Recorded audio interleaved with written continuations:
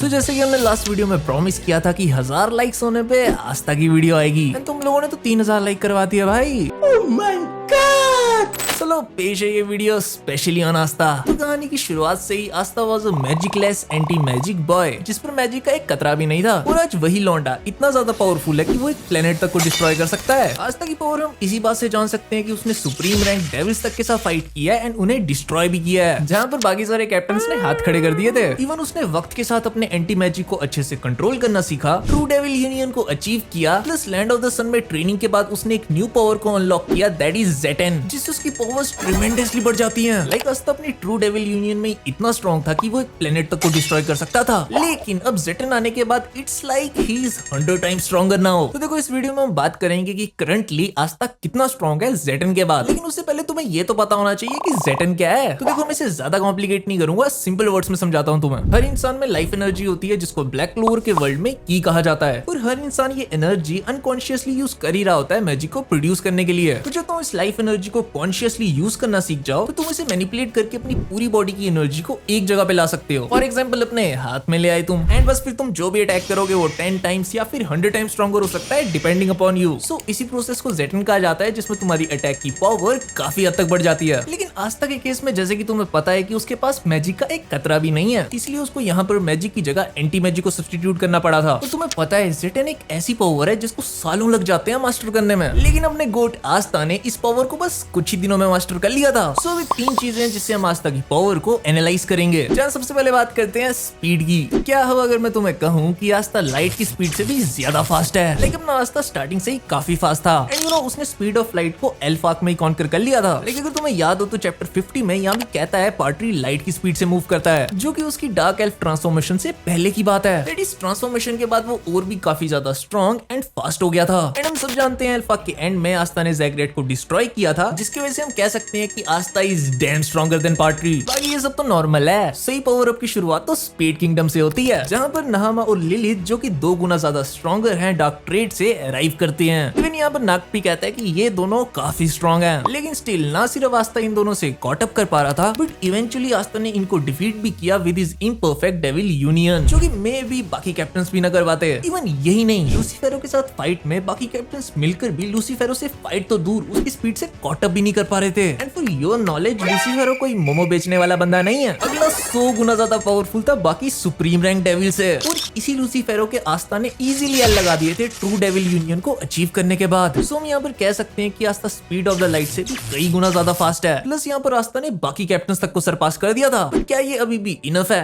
नहीं, क्योंकि ज़ेटन अचीव करने के बाद आस्था की स्पीड इससे भी ज्यादा फास्ट हो गई है। आओ समझाता हूँ कैसे। तो लैंड ऑफ द सन में आस्था की फाइट हुई थी पैलेडियन लिली से, जिसको लूसियस ने बेल्जेबुब की फुल पावर दी थी, जो कि वन ऑफ द 3 किंग्स है हेल का। एंड लॉल यहाँ पर पैलेडियन लिली के स्पेशल मैजिक के स्पेल्स आस्था की स्पीड से कॉट अप ही नहीं कर पा रहे थे। प्लस वापस क्लोवर किंगडम आने के बाद आस्था ने इजीली डैमनाटियो को वन शॉट कर दिया था सिंगल स्ट्राइक में, जिसको डैमनाटियो आते हुए देख भी नहीं पाया था। एंड आई थिंक मुझे बताने की जरूरत नहीं है कि पैलेडियन डैमनाटियो कितना स्ट्रॉन्ग था। तो ये हम लोग फाइनली कह सकते हैं कि आस्था स्पीड ऑफ द लाइट से भी 100 गुना ज्यादा फास्ट हो गया होगा अभी। तो अब तक तो हमने बात की स्पीड की, अब देखते हैं आस्था ने स्ट्रेंथ में कितनी तरक्की की है। सो हमको काफी बार बताया गया था कि लूसीफेरो की मेयर एग्जिस्टेंस ही इस वर्ल्ड को डिस्ट्रॉय कर सकती है। सिर्फ एक ही आदमी था जो उसको हरा सकता था एंड हरा पाया था, and that was none other than Asta. लेकिन अगर हम अभी का करंट विलन देखें जो कि लूसियस है, वो लूसीफेरो से भी कई गुना ज्यादा पावरफुल है। दैट मींस पूरे प्लेनेट के तो ऐसे ही लगने वाले हैं अनलेस हमारा आस्था कुछ नया लाता है, जो कि वो लाया भी है। आई मीन हम सभी ज़ेटन की बात कर रहे हैं भाई। लाइक लैंड ऑफ द सन में सिर्फ आस्था था जो कि 5 हेडेड ड्रैगन को स्ले कर पाया था एक ही टाइम पे।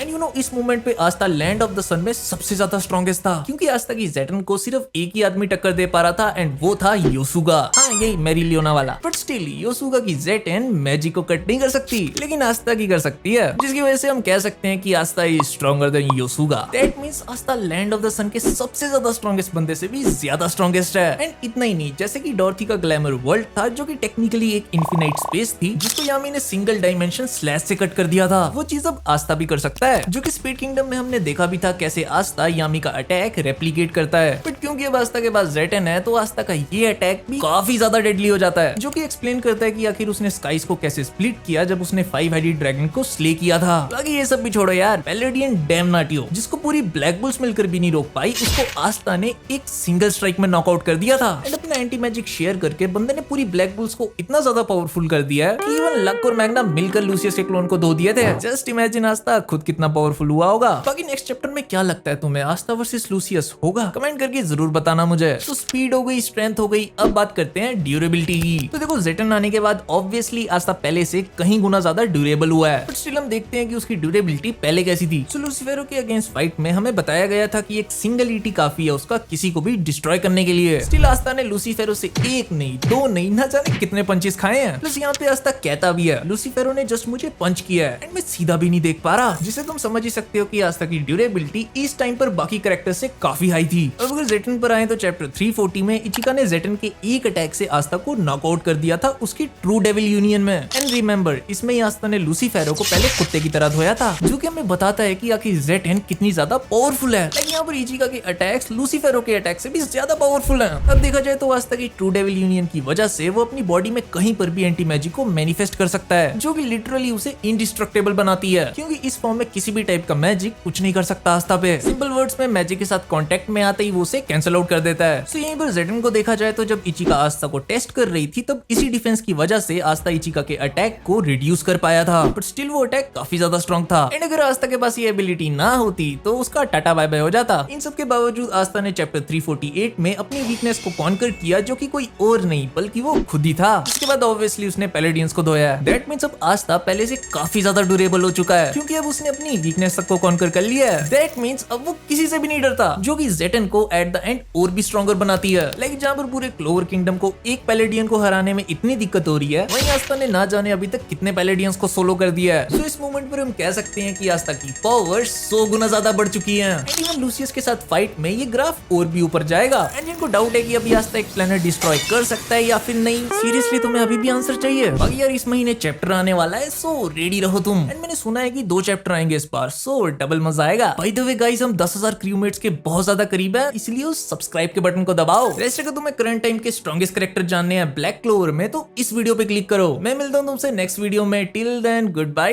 Take care.